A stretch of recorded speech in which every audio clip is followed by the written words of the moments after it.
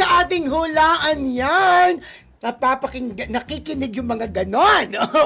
Ang chika kasi dito, ang chika kasi dito ay tungkol sa isang veteranang aktres. Ang bali-balita, sinisiraan niya ang kapwa niya veteranang aktres. Paano ba naman kasi sa tagal na raw nito sa showbiz ay hindi pa rin ito marunong umarte. Grabe siya. Yes, Para may alam din akong ganyan. Ay, diba? kwento mo nga muna. Parang nangyari dyan kasi nagkasama sila dati sa isang serye.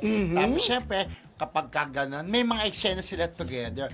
Diyos mio, sa Cristo, nakakailang takes yung actress bago niya makuha kanilang eksena. Okay. So itong isang veteranang actress din, kapag may nakakasama sa ibang trabaho yung kapwa niya artista, sinisira niya itong isang veteranang actress na ayon sa kanya ay hindi marunong umarte. Oo, sabi pa nga, tagal-tagal na niya sa industriya, ang tagal-tagal na niya sa showbiz, hanggang ngayon actress pa rin siya. Correct. Diyos ko. Yun. Pero sana huwag naman ganon. Okay. Ano gagawa niya? Ano kung hindi marunong? Hindi siya marunong. Kasi ang importante, nandiyan pa rin siya sa industriya. Actually, nandiyan pa rin siya, may mga project. Ngayon, napapanood siya sa isang serye, di ba? Pero ito kasi isang veteranang actress, award-winning na parang, teka muna, hindi makasabay ito sa akin. Ilang, take action! Tapos, nabubulol-bulol.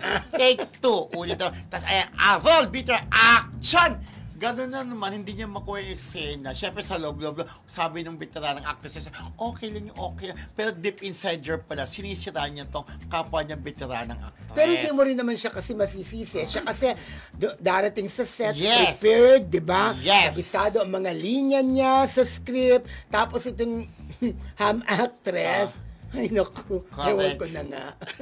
Okay. Ayoko na mag-comment pa sa kanya. Hulang-hula na sila. Magmula na po kayo sa ating comment section. Sino itong veteranang aktres na sinisiraan ang kapwa aktres? Clue. Clue, isa siyang girl. Matagal na siyempre siya. actress, di ba? Matagal na siya pareha sa showbiz at halos magkasabay pumalaot sa daigdig ng show business.